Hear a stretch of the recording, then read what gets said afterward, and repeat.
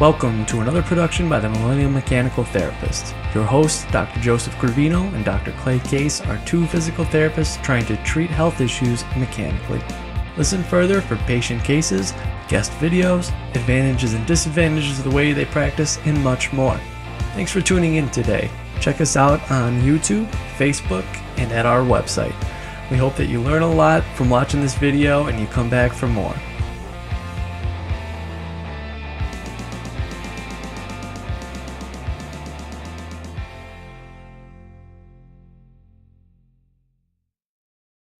Hello everybody, I am the Millennial Mechanical Therapist, and today we're going to talk about an interesting lumbar radiculopathy case, using the term radiculopathy very loosely. So the other day, let me take a step back.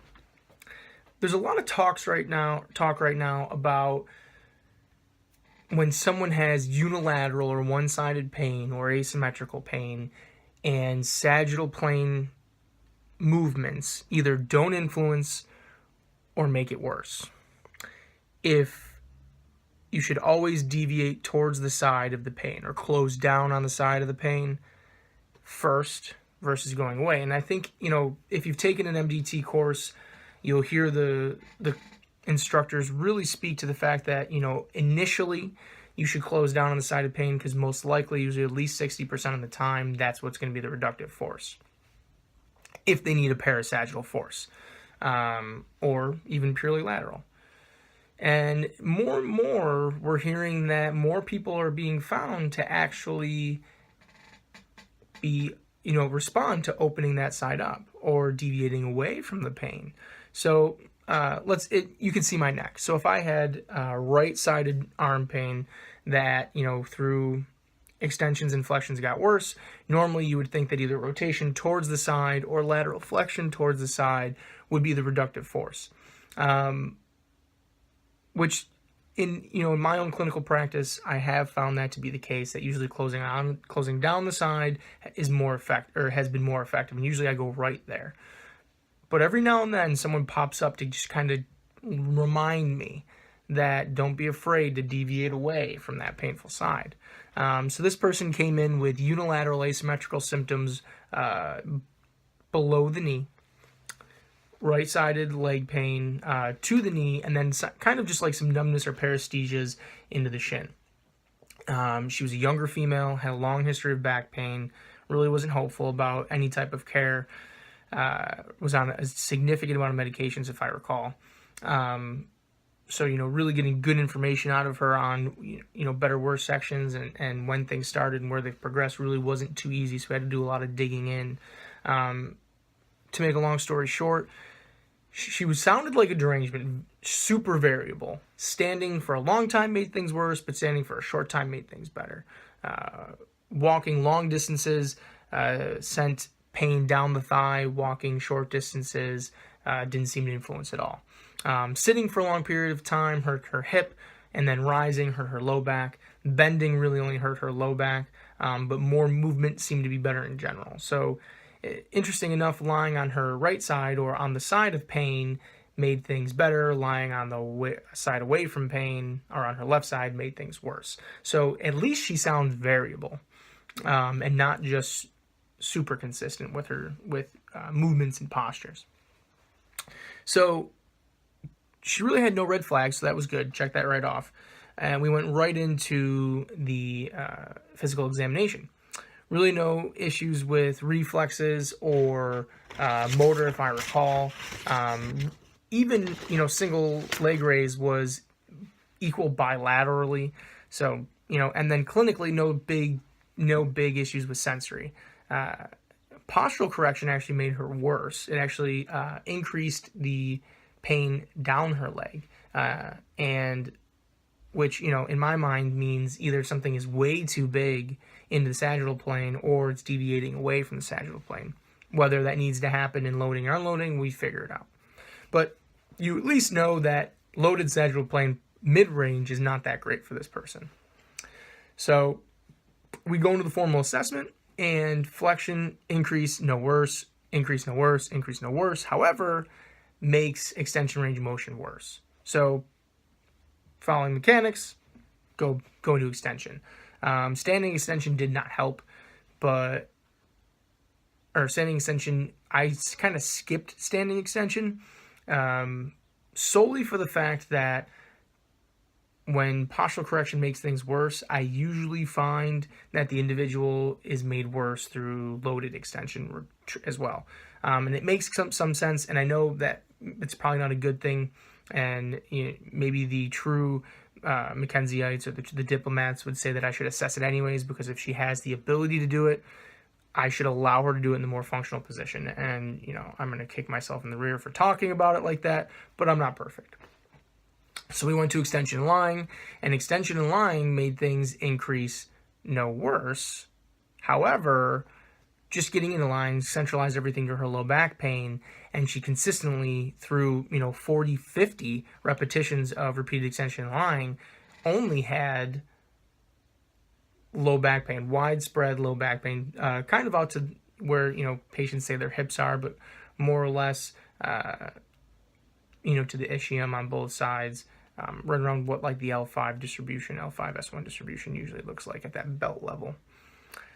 So I took that as pure centralization, and that if she just kept kicking butt, it would continue to go that way. I got her to see her the next day, and this is where things get interesting. So, day one, let's take a step before we even get there. Day one, or at least we have our provisional classification, and we're thinking it's a derangement. I mean, it was changeable, and I could make it worse, and I could make mechanics worse. Getting into unloaded extension at least took leg symptoms away and seemed to centralize in my mind, or was centralizing to the spine. So, day two, she says, she was really diligent at setting up tall. She was really diligent at doing her own exercise program, but she was worried because the pain really wasn't widespread. It was really focused in her low back and then off all the way wrapped around her hip. And she even demoed like anterior ASIS type pain. So I said, all right, maybe she just needs some pressure. So we went through the normal stuff. Her technique was good. We did a couple on her own. Seemed to just it didn't really do anything. It was just no effect, the same pain there. So I, went in for her overpressure, no influence. My overpressure made it worse. I went a step back and thought maybe it's just too much. So we did extension mobilizations literally from L5S1 to T12. And every time it made her left-sided pain worse. Or it was increase, no worse, increase, no worse, increase, no worse. I'm sorry. However, this is kind of where some good information comes into. An extension mobilization or pure sagittal force extension mobilization from a posterior to anterior direction is really good diagnostic tool. If the person is going to respond to the sagittal plane movement, it should centralize or help centralize purely the spine. Or it could show you an extension dysfunction, or it could expose an anterior derangement, I would assume, if it was correct, by worsening, or show you that there's a lateral component to it.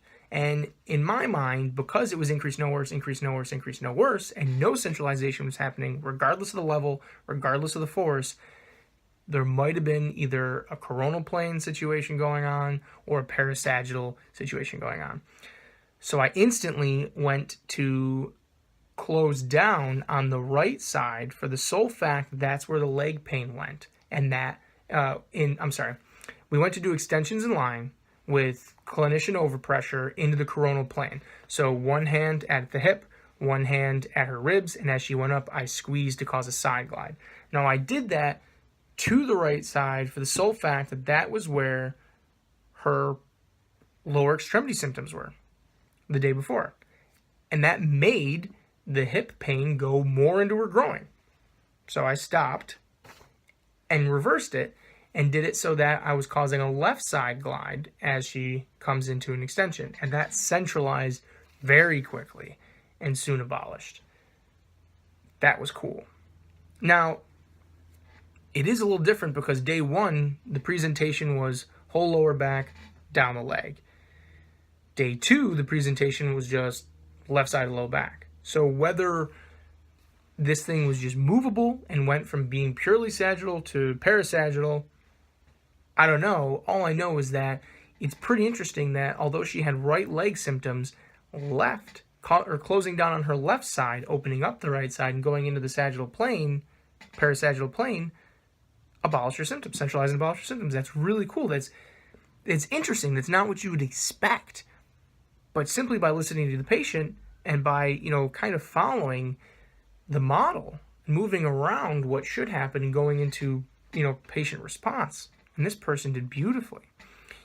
If you ever taken a course with Dana Green, not to shout him out or anything, but he does a really good job at talking about the DISC model and talking about how it's not the end-all be-all, as we all know, but that a lot of times what he does is if he's working with a patient, he follows the DISC model in his mind and just moves around until he finds the direction of preference. So if you start with pure extension, you go towards the side, or you close down the side. If that doesn't work, you move around extension. You go to away from the side. If that doesn't work, you go into flexion, rotation, opposite side, blah, blah, blah, blah, blah, blah, blah, blah. A different topic we can talk about, and he would probably be even better to listen to.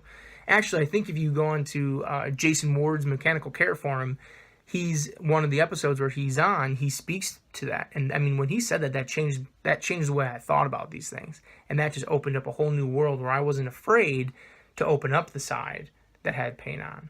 So, long story short, listen to the patients. Don't be afraid to change directions, because if it's a derangement, it's easily changeable, both worse and better. And if you can make them worse, you can make them better. Especially if it sounds like derangement, looks like a derangement, it's going to be a derangement. Not that we're hunting, that was a different episode, we talked about that, but they are what they are. No need to bias yourself. All right, my friends, I'm done taking up your time today. I hope you learned something as usual. Any questions, comments, concerns, please don't be afraid to leave it on the video. Email us. Check us out on our Facebook page. Come to our website. We'd love to hear any comments, what you guys think, and we hope that this is bringing some value to your day. As always, move your patients early, move them often, and move them to end range, my friends, because that's where the magic happens. Take care now. See you soon.